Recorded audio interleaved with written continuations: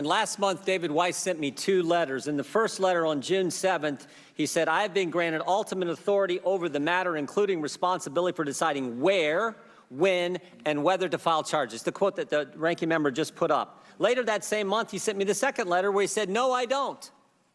No, I don't have that charging authority.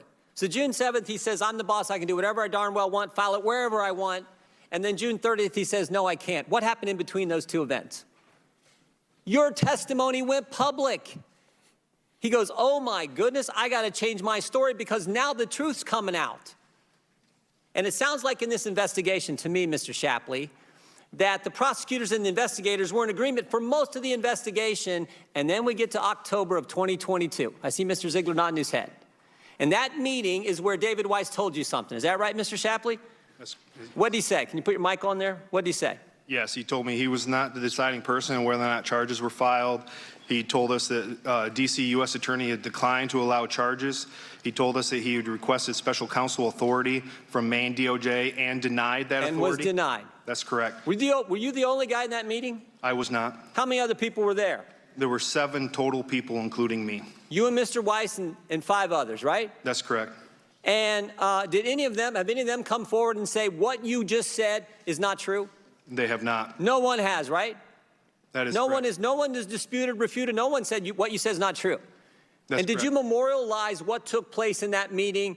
Did you memorialize that? Yes, I did. That day when I returned home from the Delaware U.S. Attorney's Office, I put it in an email to the 2 senior executives at my agency. You put it in an email that day. That's correct. Contemporaneous when it happened. I got the email here. It's Exhibit 10 in your testimony when you were interviewed by the Ways and Means Committee, October 7th, Friday evening, 6:09 p.m. That email, right? That's correct. Sent to Mr. Walden and Mr. Batdorf. Who are those individuals? Mike Batdorf is the Director of Field Operations for Southern Division of IRCI, and Darrell Walden was the Special Agent in charge of the Washington, D.C. field office. These are your bosses, right? That's correct. Did Mr. Walden get back to you? Yes, he did. Remember what he said? He said, thanks, Gary, you covered it all. You covered it all. He didn't say, thanks, Gary, but you're wrong, that's not what happened. He affirmed what you said. You covered it all, and you laid it out. You spelled out just what you told me a few minutes ago, right? That's correct. What Mr. Weiss told you in that meeting. Yes. And when that goes public on June 22nd, last month, Mr. Weiss says, oh, I got to change my story. I better send a letter to the Judiciary Committee where he says, I stand by what I wrote, but I wish to expand. I wish to fix it. And then he had to further go further in July when he sent a letter to Senator Graham and said, to clarify again. They've changed their story. You guys haven't. What do you think happened? What do you think? Mr. Weiss was consistent with the investigators up until this October 7th meeting, and then he changed. What do you think happened, Mr. Shapley?